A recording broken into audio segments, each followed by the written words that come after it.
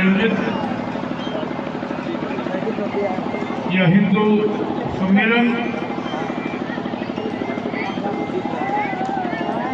इसमें पधारे सभी हिंदू धर्म योद्धाओं का स्वागत है, अभिनंदन है।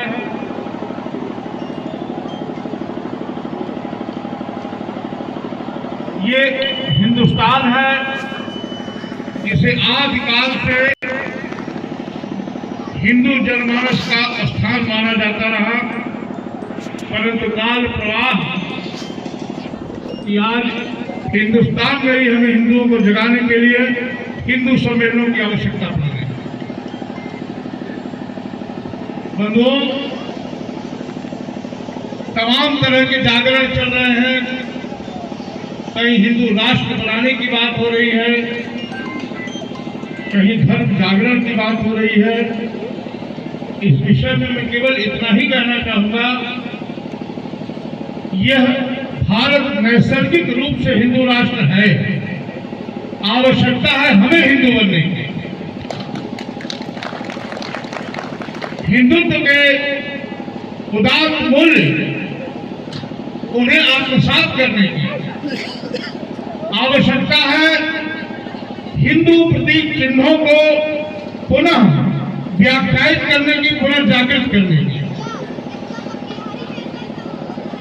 हमारे यहाँ सनातन परंपरा में अवतारवाद है और हर अवतार, भगवान नारायण के 10 अवतार हुए, 10 अवतारों ने संपूर्ण मानवता को कुछ न कुछ विशिष्ट संदेश अवश्य दिए। भगवान कृष्ण के संदेश दी।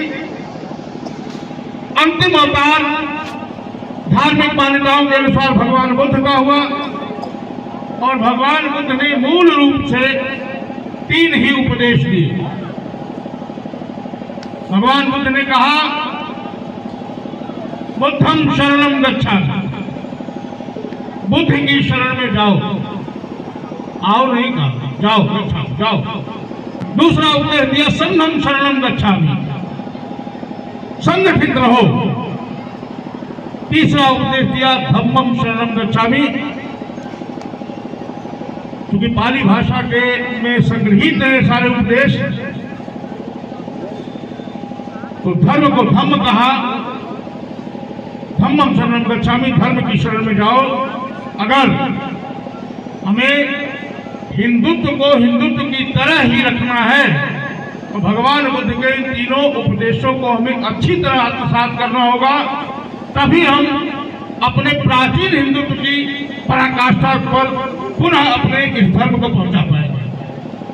बंधुओं, हमारा प्रत्येक देवता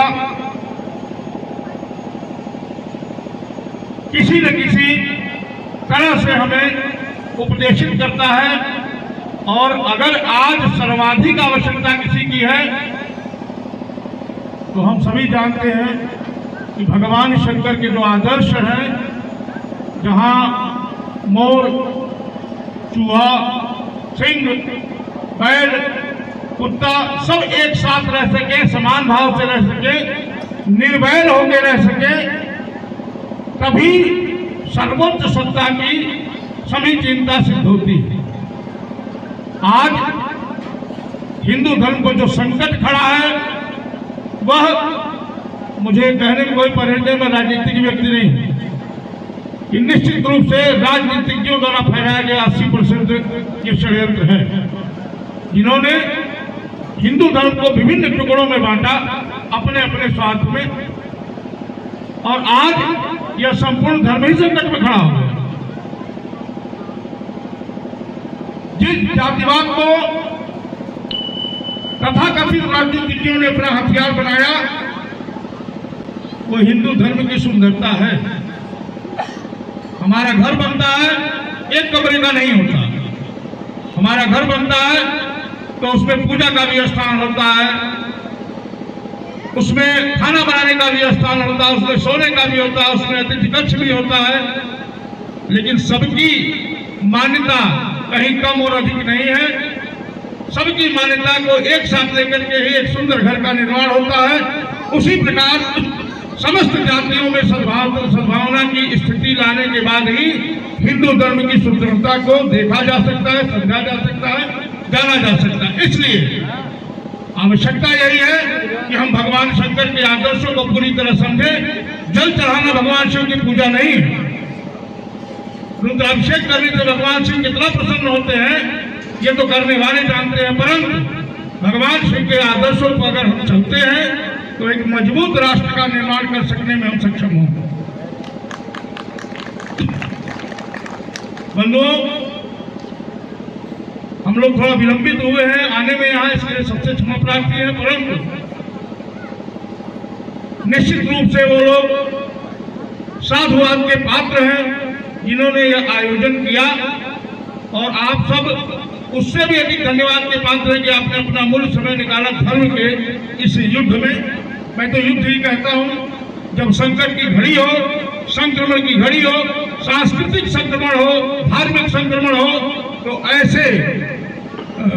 ऐसी सभाओं की आवश्यकता पड़ती है।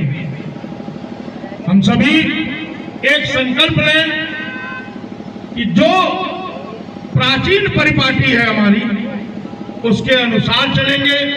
हम सभी एक संकल्प लें कि हमारे प्रतीक चिन्हों पर, हमारे आस्था के चिन्हों पर जो भी प्रहार करता है उसे हम धर्मद्रोही मानेंगे। तब तो इन बैठकों की, इन सभाओं की प्रासंगिकता सिद्ध होगी। आज आप देखें, हमारे ही धर्म के उपनाम लगाए लोग, हमारे ही धर्म से संबंधित लोग हमारे ही धर्म पर कुठाराघात करते हैं। अब वो कुठाराघात भी छोटा मोटा नहीं। आजकल इंटरनेट का जमाना है। आप सबने देखा होगा कि नवरात्र में एक विवाद चला। ये विवाद क्यों चला? कुछ लोग उसके समर्थन में खड़े हुए, कुछ लोग उसके विरोध में खड़े हुए, परंतु मुझे जो लगता है ये हमारे धार्मिक ग्रंथों के अनुशीलन न करने की वजह से इतने बड़े बड़े विवाद खड़े होते हैं।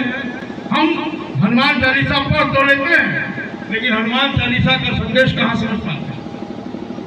हनुमान चालीसा का संदेश तब हम समझ पाएंगे जब हम उसको ध्यान से पढ़ेंगे, केवल पूजा की चीज नहीं समझेंगे। भगवान हनुमान जी की अभ्यर्थना करते समय हम कहते हैं बल बुद्धि विद्या देव मोहि हरहु कलेश श्रीकाल। हमारे यहाँ जगत प्रसिद्ध मंदिर है हम लोग के क्षेत्र में, बाबा विचित्रानाथ का बल बुद्धि विद्या देव मोहि हरहु कलेश श्रीकाल। आप देखें, एक भी चीज अगर आपके पास आ गई तो आपका मुकाबला कोई नहीं कर सकता। देखिए, बल है, रूस के पास है, अमेरिका के पास है, कौन उनसे टकराना चाहता है? बुद्धि चाइना के पास है, देखिए महाशक्ति बन के बैठा है। विद्या जापान के पास है, देखिए वो चैलेंज करता रहता है, नए आविष्कार रोज करता है। हनुमान जी की पूजा का मतलब ये है, हनुमान जी की पूजा का मतलब लड्डू चढ़ाना नहीं है। आप बल प्राप्त करें, बुद्धि प्राप्त करें, विद्या प्राप्त करें, ये हनुमान जी की उपासना है। हमारा धर्म उपदेशात्मक है और महापुरुषों के संदेश को हमें समझना होगा। हमें समझना होगा कि पारिवारिक मूल्य क्या है। रामायण को पढ़ना पड़ेगा।